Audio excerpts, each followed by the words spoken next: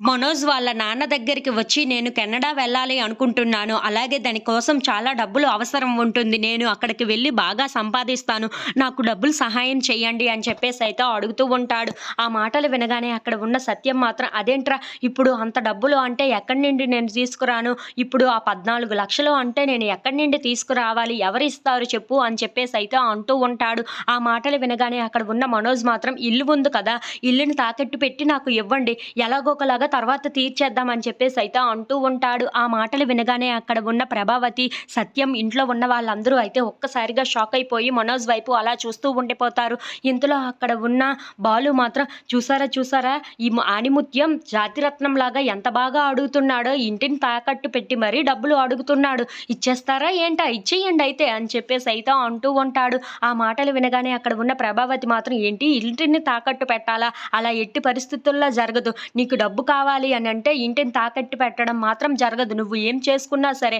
ఈ ఇంటిని మాత్రం తాకట్టు పెట్టి మేము బయటన రోడ్డు మీద ఉండాలా" అని చెప్పేసైతే అంటూ ఉంటుంది.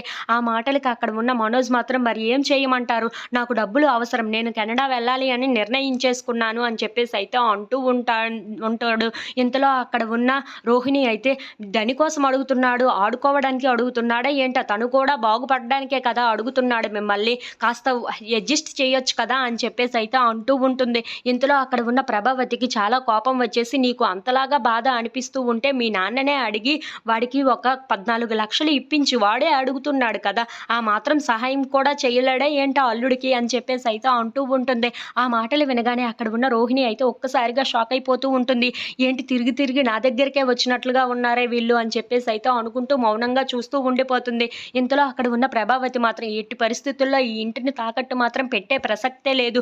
కావాలంటే మీకు నచ్చింది ఏదైనా చేసుకోండే తప్ప గాని, ఇంటిని మాత్రం మేము తాకట్టు పెట్టము" అని చెప్పేసైతే గట్టిగా వార్నింగ్ ఇస్తూ ఉంటుంది. అది విని అక్కడ ఉన్న బాలు అయితే చాలా సంతోషిస్తూ ఉంటాడు. "ఇది కదా నాకు కావాల్సింది. ఇప్పుడు కదా నువ్వు నాకు బాగా నచ్చావు" అని చెప్పేసైతే అంటూ ఉంటాడు. ఆ మాటలు విని అక్కడ ఉన్న మనోజ్ అయితే చాలా బాధపడుతూ ఉంటాడు. If you like this video please